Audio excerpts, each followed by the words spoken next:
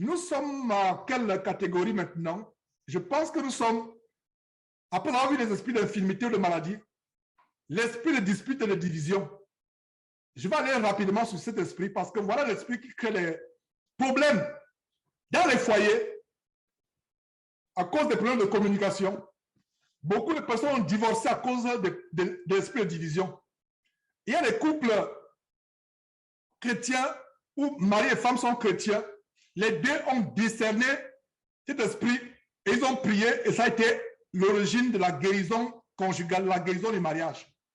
Beaucoup de mariages sont détruits à cause de l'esprit de division. Beaucoup d'églises de maison se ferment.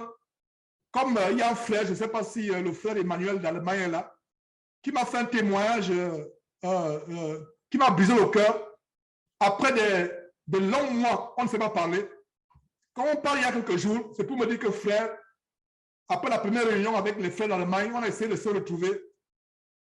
Ça s'est disloqué, chacun a pris sa route. C'est l'esprit. L'esprit de division et de dispute. Commençons donc par voir comment cet esprit détruit les couples. Ça commence à détruire la communication. Et il y a eu des séminaires qu'on a fait sur le mariage avec les frères et sœurs mariés. J'ai évoqué cela, c'est pour ça que je ne vais pas revenir en profondeur. Il y a, dans la communication, tu commences à... il y a l'incompréhension, la mésentente. Le mari écoute à l'envers ce que la femme dit, la femme écoute à l'envers, il y a un problème de communication. Vous commencez à vous chamailler, à vous disputer. Si vous n'avez pas le discernement que c'est un esprit de division et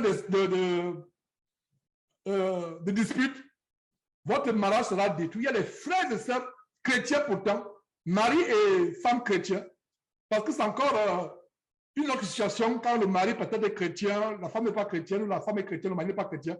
On comprend encore, parce que Satan va plus travailler du côté de celui ou celle qui n'est pas chrétien ou chrétienne. Mais si cela arrive que les deux, mari et femme, sont chrétiens, il y a un cas ici, un frère que j'aimais bien du Canada, aujourd'hui, il est divorcé avec sa femme. Divorcé. Sa femme d'abord qui était fautive, étant aveuglé, il voulait amener la femme à la raison. Il a supporté la femme pendant des années. La femme avait perdu le bon sens. La femme était attaquée par ces esprits de dispute et de rébellion, de querelle, de division, et est attaquée. Le frère était patient. Il était patient en disant que sa femme va changer. C'est quand la femme change que c'est lui maintenant qui est gagné par l'esprit du dispute. Incroyable. Cette histoire jusqu'à aujourd'hui me fend le cœur. Pourtant, c'est la femme qui était égarée, tourmentée par ses esprits. Lui était patient, il priait pour la femme. Maintenant, quand la femme change, la femme revient, la femme se transforme et devient une chrétienne. C'est lui qui m'appelait pour se plaindre au sujet de sa femme. Il m'appelait, Georges, voilà, soutiens-nous, voilà ce qui se passe. Et quand la femme finalement est délivrée, c'est lui qui a attaqué. C'est la femme maintenant qui m'appelle. Jusqu'à ce qu'il a fermé le contact, il ne voulait même plus rien entendre de moi, rien entendre de la femme. Et ils sont divorcés aujourd'hui. Est-ce que vous voyez, les deux ont manqué de discernement. Ça veut dire que si mon frère, toi qui m'écoutes, frère, écoute-moi très bien, sœur, écoute-moi très bien. S'il y a constamment des disputes entre vous, vous êtes chrétien, remettez-vous en question. Asseyez-vous, ayez une conversation, prenez conscience de cela. Et que chacun de son côté commence à prendre l'autorité sur l'esprit de division. Appelez-le par le nom, comme on a fait actuellement avec la peur. Dit esprit de dispute de communion. J'étais détecté. Tu parles de mon mariage au nom de Jésus-Christ. Commencez à combattre.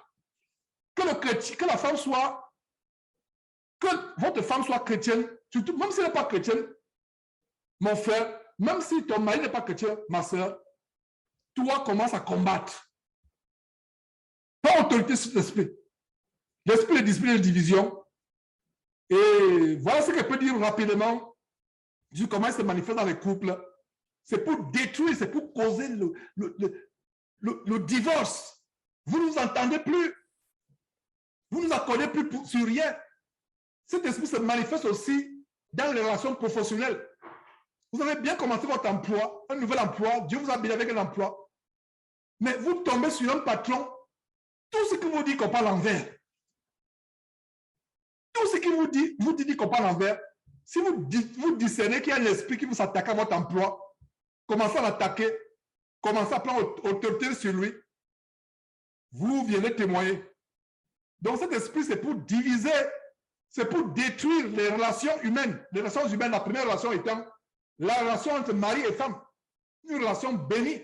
La première institution, cette institution du mariage que Dieu a créée, la première institution créée par Dieu.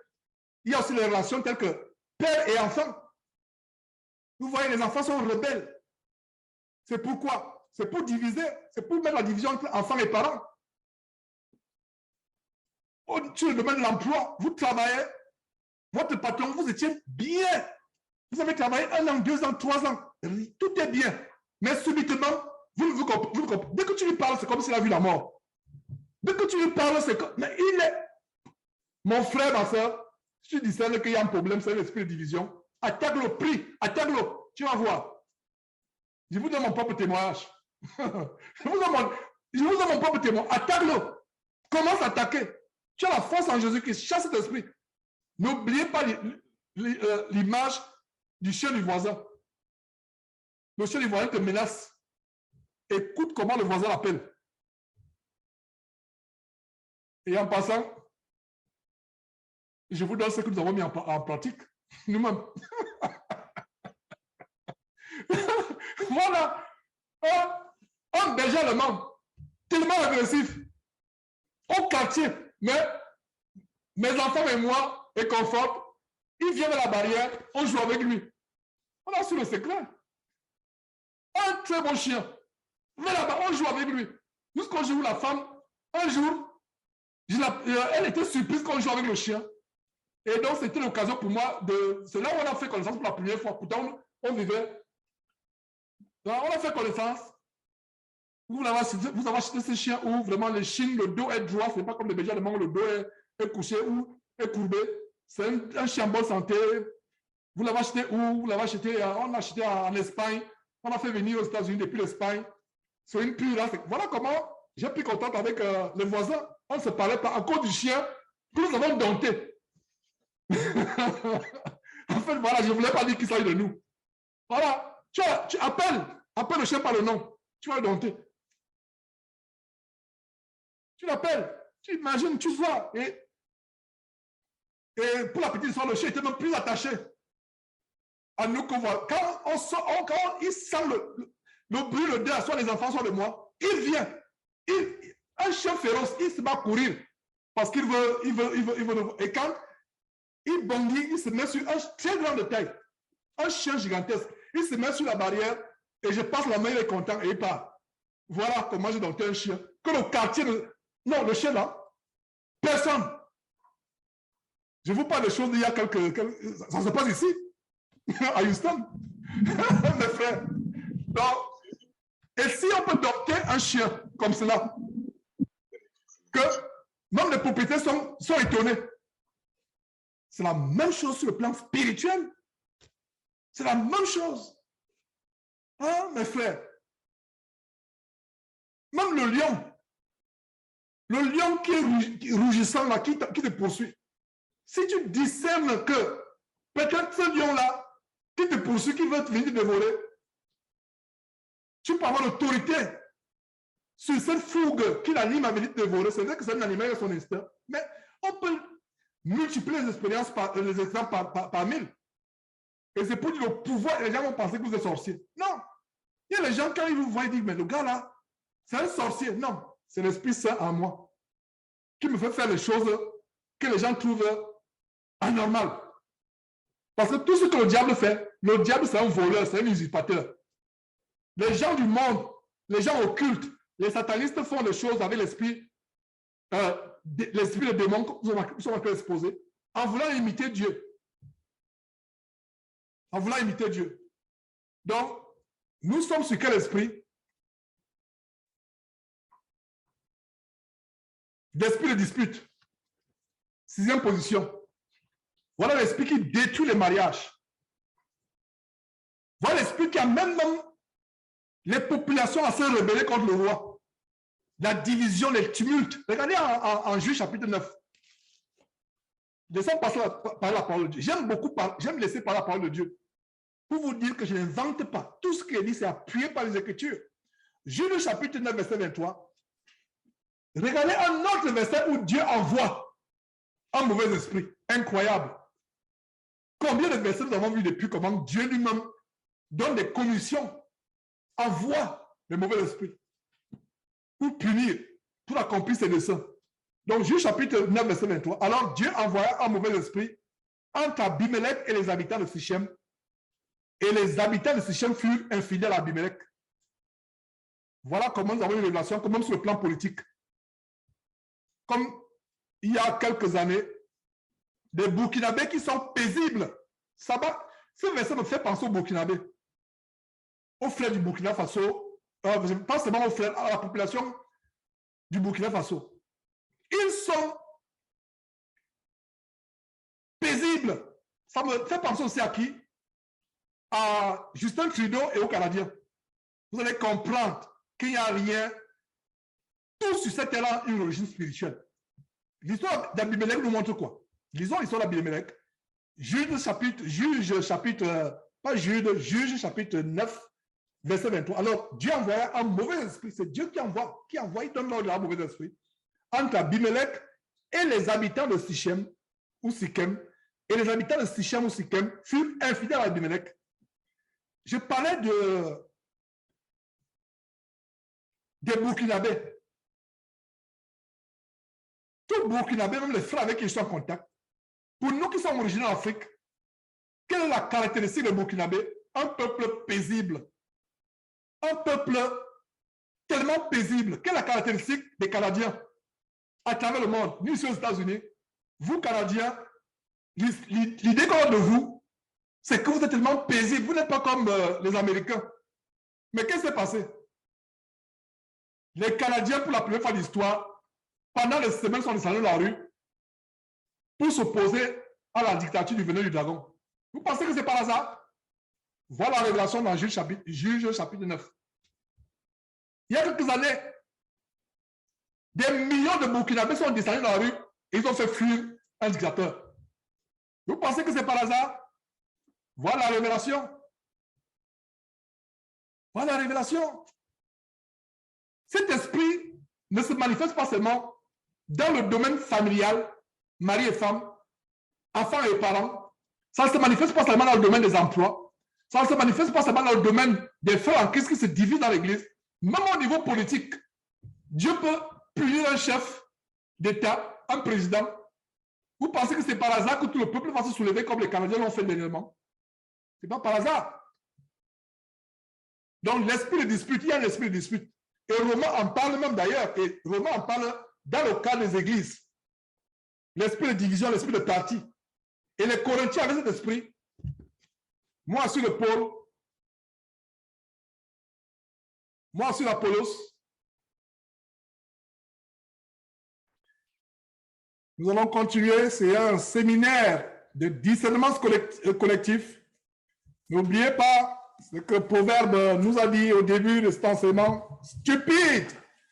Apprenez le discernement. Apprenez le discernement, c'est ce que nous sommes en train de faire. Après cette introduction de près d'une heure de temps, on a commencé à entrer en profondeur dans les différentes catégories d'esprits impurs qui sont énumérées dans la parole de Dieu. Je les ai catégorisés en 18 sections, 18 catégories. Donc, nous allons poursuivre. Là où nous étions, on a fait une pause, le temps de souffler, avec l'esprit de division. Mais je ne suis pas en train de dire que les esprits de division font ravage dans les couples, dans les familles, amener les couples à divorcer, y compris les couples chrétiens, amener les parents et les enfants à ne plus s'entendre, amener les gens à perdre leur boulot, à mettre la dispute entre employeur et travailleur-employé. Et c'est même un esprit qui se manifeste même au niveau politique, comme on a vu avec Dieu, en Juge chapitre 9, verset 23, qui a envoyé un mauvais esprit pour que les habitants de Sichem ou Sichem soient rebelles à Abimelech, infidèles. Et j'ai pris l'exemple de deux peuples qui sont réputés dans le monde comme étant des peuples paisibles, comme les Burkinabés et les Canadiens. Il y a plusieurs années, des millions de Burkinabés ont fait chasser un dictateur. Il y a quelques semaines, les Canadiens se sont rebellés à la dictature de Trudeau, du venin du dragon. Voilà les exemples. Je ne dis pas par là que je cautionne la rébellion. Dieu nous dit d'être soumis aux autorités. Nous, chrétiens, nous devons être en dehors de tout cela. Nous ne devons pas nous mêler avec les gens remuants. Mais si je le dis, c'est pour vous montrer que, bibliquement parlant, tout ce qui se passe dans ce monde a une origine spirituelle. Et ces esprits s'étendent même dans les églises où il y a les esprits les esprits de division, les esprits de parti. Et les Corinthiens avaient ce problème. Moi, je suis de Paul, moi, je suis d'Apollos, moi, je suis de Céphas, moi, je suis de Georges, moi, je suis de tel. Non, parmi nous, si de telles considérations commencent à avoir lieu, c'est qu'il y a un esprit de dispute, de division, de parti qui est parmi nous. Et d'ailleurs, dans Romains chapitre 2, verset 8, qu'est-ce que nous voyons? L'irritation et la colère à ceux qui, par esprit de dispute, sont rebelles à la vérité et obéissent à la justice. Voilà, il y a les enfants rebelles, ils sont rebelles à la vérité. Ils n'obéissent pas à la justice de Dieu, ils obéissent à la justice. Et qu'est-ce qu'il y a derrière? Romains chapitre 2, verset 8 de la Révélation. C'est un esprit de dispute. Le même esprit de dispute est exposé dans Philippiens chapitre 1. Et j'ai mentionné cela en passant à l'introduction de cet enseignement, de ce séminaire de discernement spirituel. Nous avons deux versets qui nous montrent cela. Philippiens chapitre 1, versets 15 et 16. Quelques-uns, il est vrai, Philippiens chapitre 1, verset 15. Quelques-uns, il est vrai, prêchent Christ par envie et par esprit de dispute, mais d'autres le prêchent avec des dispositions bienveillantes. Voilà, l'esprit de dispute amène des gens à vouloir s'improviser enseignants de l'évangile, vouloir être pasteur, prédicateur. C'est l'envie, l'esprit de dispute, animé d'un esprit de dispute. C'est un démon. Et qui fait des ravages dans les milieux chrétiens aujourd'hui. Même dans les vraies assemblées, les églises de maison, qui à cause de ce travail de Jésus qui sont en train de voir le jour, comme j'ai pris le cas avec Emmanuel en Allemagne, après des mois, de longs mois, même après, je ne sais pas si la dernière fois on a parlé, peut-être c'était 1 an. Quand nous parlons, c'est pour me dire qu'il y a eu des bandades. Il a voulu bien faire, mais les frères n'ont pas pu s'accorder sur beaucoup de choses. Les réunions s'étaient transformées en des véritables joutes oratoires, des débats, des disputes, etc. Ce n'est pas bien. L'esprit de dispute fait des ravages. Parce que certains sont rebelles. D'autres veulent prêcher par esprit de dispute. Et c'est la même chose qui est dit dans Éphésiens chapitre 1, verset 17. Toujours, ceux qui sont animés d'un esprit de dispute et prêchent Christ par les motifs qui ne sont pas purs. Ils prêchent Christ par jalousie, envie. Comme on a vu l'autre prêcher, l'autre avoir le ministère, on va aussi avoir le ministère, on va aussi prêcher. La motivation ne doit pas être parce qu'on a vu l'autre faire. La motivation doit être parce que tu veux amener les gens au salut. Voilà. Dieu m'est témoin, je n'ai pas décidé un jour d'abord, ce n'est pas moi qui ai choisi avoir ce ministère. Et je vous dis une fois, je vais vous choquer en vous disant que j'aurais préféré 1000 fois avoir autre chose. J'aurais préféré 1000 fois faire autre chose. Mais Dieu m'a saisi. Il a mis la nécessité, il a mis en moi le zèle de son évangile. Donc, je n'ai aucun mérite. Moi aussi, j'aurais 1000 fois préféré vaquer à d'autres choses, faire autre chose. Mais aujourd'hui, Dieu a mis en moi la nécessité de prêcher l'évangile. Et il m'a fait dire de prêcher l'évangile. Je n'ai pas pensé que oh, j'ai vu telle vidéo, j'ai vu tel ministère, j'ai vu moi aussi je vais commencer. Non, ce n'était pas comme ça. C'est Dieu lui-même qui m'a pris par la main, qui m'a dirigé et qui m'a donné ce zèle. Et j'encourage aux frères d'avoir ce zèle pour l'évangile. Mais les motifs doivent être les motifs purs. Pas pour avoir l'argent, pas pour être célèbre, pas pour, je ne sais pas, des motifs impurs. Mais la seule motivation, c'est d'amener les gens à la repentance. Ça amène les gens à connaître Dieu. Ça, c'est la seule motivation que nous devons avoir. Et donc, voilà quelques versets sur l'esprit de dispute. Et voilà même encore en Philippiens. Donc, vraiment, l'apôtre pourra confronter cet esprit dans son épître aux Philippiens. Parce que Philippiens parle encore, l'esprit de division de parti. Et Philippiens chapitre 2, verset 3, ne faites rien, ça résume ce qu'il vient de dire, ne faites rien par esprit de parti ou par vaine gloire, mais que l'humilité vous fasse regarder les autres comme étant au-dessus de vous-même.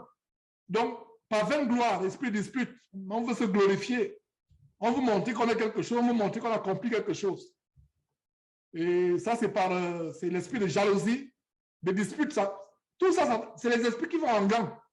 L'esprit de jalousie, ça va en gang. L'esprit de rivalité, l'esprit de jalousie. Donc, de faire rien, Philippiens chapitre 2, verset 3, de faire rien par l'esprit de parti ou par vaine gloire, mais que l'humilité vous fasse regarder les autres comme étant vous fasse regarder les autres comme étant au-dessus de vous-même. Un dernier verset dans cette section, avant d'évoluer.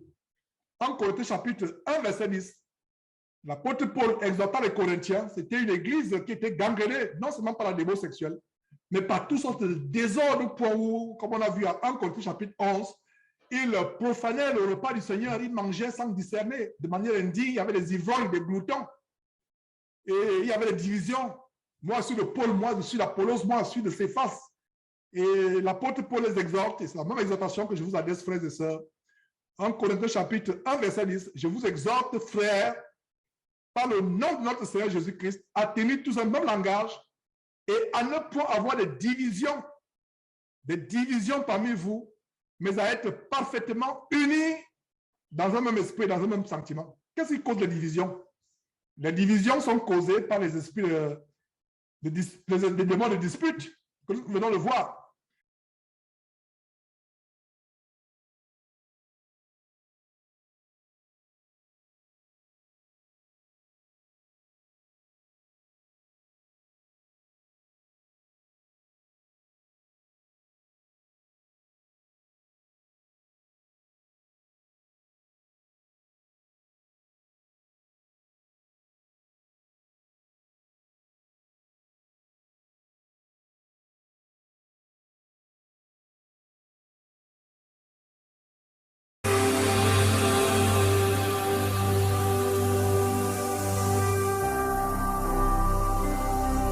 Jésus-Christ TV,